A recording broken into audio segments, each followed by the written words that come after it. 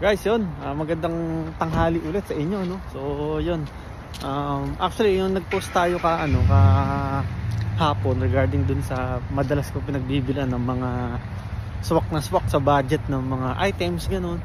Like yung mga gamit sa bahay, laruan ni Lilo, at kung ano-ano pa. Ngayon, may nag-comment dun sa pinost natin yun, no? Actually, ano siya, kakilala rin natin siya, tapos, galing na rin siya rito sa Canada, no? So sabi niya doon, try daw doon sa yun nga, yung Canadian Tire, ganoon, at makakabili ka rin kasi doon ng kung ano-ano. Madami kang bibilan doon, no? So yung guys, ito pupuntahan natin. At yun, papakita ko sa inyo kung ano ba yung itsura nitong Canadian Tire or ano yung mga mabibili natin dito. Actually dati, ang kala ko dito sa Canadian Tire, bentahan ng gulong kasi tire no? So iba pala, no? So guys, papakita ko sa inyo guys, ito. So guys, ito yung kilalang store dito sa buong Canada. Actually, hindi lang dito sa Chilliwack meron yan. Sa buong Canada, ang pagkakalam ko, ito yung tinatawag na Canadian Tire. Yan. Actually, malapit lang siya rito, dun sa pinagtatrabahuhan ko, yung Earls na yan. So ano lang, lalakarin mo lang siya, no? So dito marami kang mabibili talaga. Iba't iba, no? So papakita ko sa inyo at papasukin natin tong loob, no? So guys, let's go. So yun nga guys. Ala ko talaga bentahan ng gulong, no? So ito na, pasukin na natin. Oh, let's go. Yan. So iba't iba guys, yan. So magmula sa mga sa mga gamit sa bahay, no? Sa mga appliances, yan. Tapos sa mga pang construction, mga hardware materials, ganoon. So marami guys, iba't iba, no? So ito guys, gaya nitong vacuum cleaner na to sa halagang $129, no? Yan, mga gamit sa bahay yan, mga yan, no? Ito, yan, mga pang ba itong mga to? Mga pang linis yan guys, yan. Ayan. So iba't iba guys, iba't iba yung makikita mo rito. Gamit sa kusina guys, meron din dito.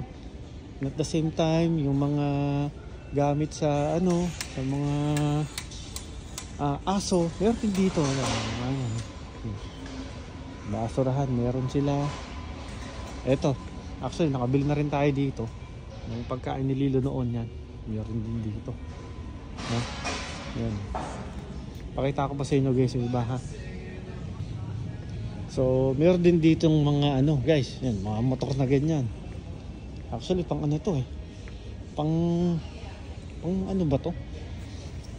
Pandamo ba to? O yan, mga ganyan, pandamo nga yan. Yan. Nakikita mo rin yan dito guys. Yan. Tapos mga gamit sa sasakyan, meron din dito. Yan. Yan natin, ha. You get free shipping, but really the shipping's in there. You know what I'm saying? Yeah. Oh, yan, mga pang kumpuni or yan, mga gamit sa sasakyan yan guys, mga yan. At ito naman guys, ito yung mga sa aso. Ayun nga, gaya nga nasabi ko sa inyo nung nakaraan. Kung mapapansin nyo, ito nakita ko to dun sa Dollarama ng ng $4 lang yata. Pero dito kakahalaga siya ng 19.99. So malaki yung diferensya. Like yung mga laruan, gaya nitong laruan na to, $20. Sa Dollarama naman, siya, mga mo lang siya, mabibili mo lang siya ng $4. Ito guys, gaya nito, naalala nyo yung binili kong ganito, yan, ganyan. Dito almost 12 yan. Pero dun sa Dollarama na na binilang ko, diba, pinakita ko sa inyo, mga 3.75 lang, no? Yan. Yan guys, may aso. So dito guys, pwede yung aso rito sa loob. Aso nga lang, syempre dapat meron siyang papel dapat, para may pasok mo siya sa sa mga supermarket, yan. Oh, ayan guys, dito pa. Ayan. Yan. So ito, mga pang sasakyan naman yan guys. Yan, mga yan. Yan. Ito. Ito mga una, no? Ito mga una na to. Ang presyo nito, 24.88, no? Ayan, mga comforter. Meron din sila dito guys. Yan. Oh. Mga halaman. Artificial na halaman. Yan. Tapos, halos kumpleto guys. Yan. Kumpleto rito. Yan. Diba? Punta naman tayo doon guys sa sa bentahan ng bike doon sa dulo. Yan, tignan natin. Dito guys, yan, meron din ditong mga mga talaga. Mga branded na na mga pang sa bahay, pang construction, yan, meron din dito. Ayun. Ito mga drill, ito mga mga ganito yan. Mga rin dito talaga guys, mga kalidad talaga, no? Itong mga to, yan, gaya ng mga yan. Actually ito, nakabili tayo ng ganito sa sa Riyadh. Nagkakahalagang 300 riyals yata yun, pero dito 329, no? Diba? Yung mga yan, no? Dito guys, kung outdoor sports naman ng mga mga trip natin, ito dito makakabili ka ng mga ganyan, no? Oh, pang to eh. Yung pang talaga, pang yung nagsasagwang ka, di ko alam kung tawag, nakalimutan ko na eh. Yan, ganyan, no? Tignan natin guys kung magkano ha. Hindi ko kung makikita natin ang presyo rito. Wala siyang nakalagay eh. Kung magkano tong ganito. Wala siyang nakalagay eh. Eto, yan, gaya niya, no? Bakit pala nito guys? Kakahalaga siyang $999. 1,000. Pero laki naman yan, no? Oh. Nanyan. Tapos ito mga pang naman to guys, mga pang fishing naman to. Yan. Mga ganyan. Ito yan, no? Ano natin ang presyo ng mga ganito, ha? Ito, 25 lang no guys. Ayun, no? 25 lang siya. Kaso manipis naman siya. Ayun ang problema. Tapos ito namang iba ng 45 yan. Yan eh.